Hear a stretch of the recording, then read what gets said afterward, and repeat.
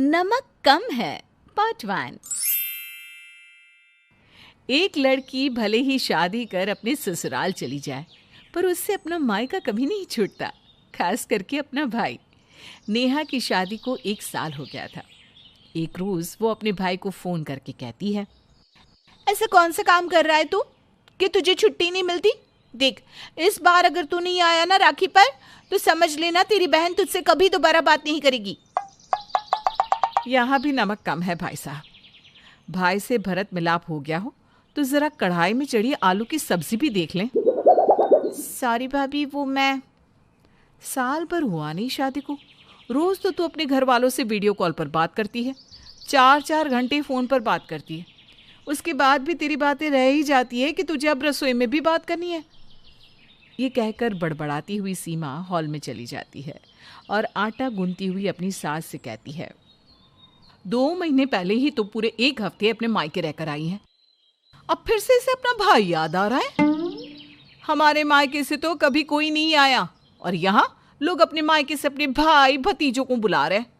नमक कम है भाई साहब। ऐसा है तो मेरी मम्मी तो बिलासपुर में अकेली रह रही है, 4 महीने से। मैं उन्हें भी तो बुला लेती। अरे आया कहाँ है उसका भाई, तू तो अभी से चालू हो गई। और 2 दिन मिलकर भाई चला जाएगा तो क्या हो जाएगा। चल हट, मैं आटा गूंद देती हूँ। कुड़ते कुड़ते खाना नहीं बनना चाहिए, वरना खाने वाला भी चिड़चिड़े स्वभाव का हो जाता है। हाँ भाभी, आप ना बेकार में ही परेशान होने लग जाती हो। कौन सा सौरभ को छुट्टी मिल ही जाती है। 1 साल से भाभी उसे बुला रही है, आज तक आया है क्या वो तो आजकल आपका बहुत ही घनिष्ठ मित्र बन गया है दी। आपकी हर फोटो पर नाइस पिक लिखता है, देखा है मैंने। आप तो उसके आने से खुशी होंगी। नमक कम है भाई साहब। कहीं ये नंदिनी दी सौरभ के झांसे में आ गई तो ननद भाभी एक हो जाएंगी और सब मिलकर मुझे ही अलग कर देंगी। सौरभ को तो इस घर में आने ही नहीं दूंगी मैं। बेचारी सीमा मन ही मन ये कह रही होती है कि दरवाजे से दीदी दीदी कहता हुआ सौरभ सीधा अंदर आ जाता है। अपने भाई की आवाज़ सुनकर रसोई से भागती हुई नेहा सौरभ के गले लग जाती है। सौरभ को देखकर नंदिनी शर्मा जाती है। बहन से ही मिलता रहेगा कि बाकी लोगों से भी मिलेगा? जा अपनी बड़ी दीदी सीमा दीदी से भी मिल ले, माँ के पैर छू। ये अच्छा है कि नंदिनी तेरी ही उम्र की है। यहाँ अगर मैं रसोई में रहूंगी तो तेरा मन नंदिनी के साथ तो जरूर लग जाएगा। सौरभ जैसे ही सीमा के पैर छूने झुकता है कि सीमा पीछे हो जाती है। अब ठीक है सौरभ, मैं रोटियां सेकने जाती हूँ, तुम बाकी लोगों से मिल लो।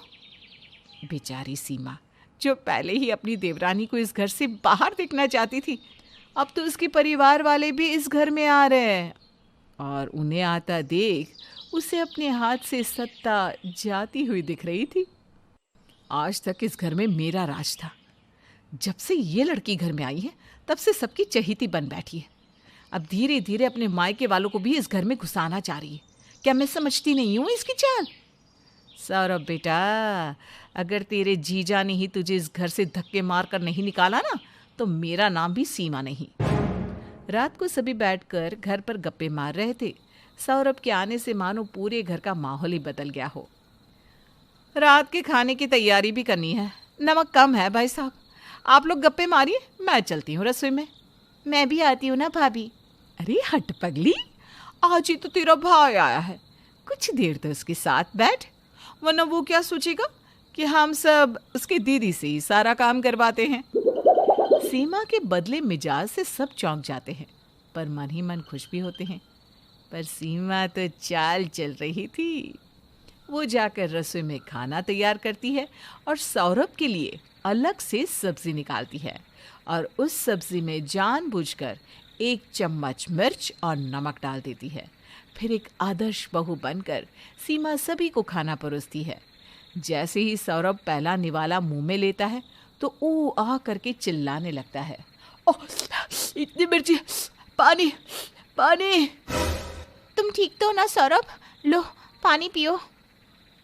अरे साले साहब, तुम तो चटपटा खाने वालों में से हो, तो हुआ कैसे कर रहे हो? जरा मैं भी तो चखूं। चटपटा? शायद आप किसी और के साले के बारे में बात कर रहे हैं रोमी जी। मुश्किल से एक तो साला है और उसकी भी पसंद नापसंद का आपको ख्याल ही नहीं है। मैंने भाभी को खास बताया था कि सौरभ जरा भी तीखा नहीं खा पाता, ऊपर से बेचारे के मुंह में छाले हो रखे हैं। उसके बाद भी आपको याद नहीं रहा भाभी? मम्मी क्या सोचेंगी कि मैं कैसी बहन हूँ, एक दिन भी अपने भाई का ख्याल नहीं रख पाई।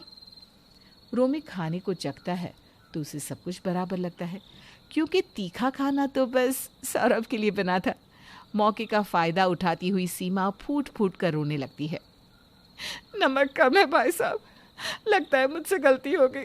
खाना बनाने में मिर्च ज़्यादा पड़ गई है, सौरभ मुझे माफ़ कर दे। आप माफ़ी मत मांगिए भाभी, खाना तो बिल्कुल परफेक्ट है। साले साहब, आप इतना आ ऊँ क्यों कर रहे हैं? कहीं कोई और बात तो नहीं? नहीं जीजा जी, सब्जी इतनी तीखी, मैं क्या बताऊँ, और नमक। नहीं सौरभ, मैंने भी टेस्ट की सब्जी, ठीक ही लगता है। शायद तुम्हारे मुंह का स्वाद बिगड़ा हुआ होगा। तुम पानी पियो, मैं तुम्हारे लिए कुछ और बना लाती हूँ। नंदिनी के साथ सौरभ और नेहा रसोई में चले जाते हैं। आज तक मेरे हाथ से खाना बनाते वक्त ऐसी भूल कभी नहीं हुई। कितनी बड़ी भूल हो गई मुझसे। लगता है मेरे हाथ का स्वाद ही चला गया है। बिन बात की कितनी खरी खोटी सुना गई नेहा मुझे।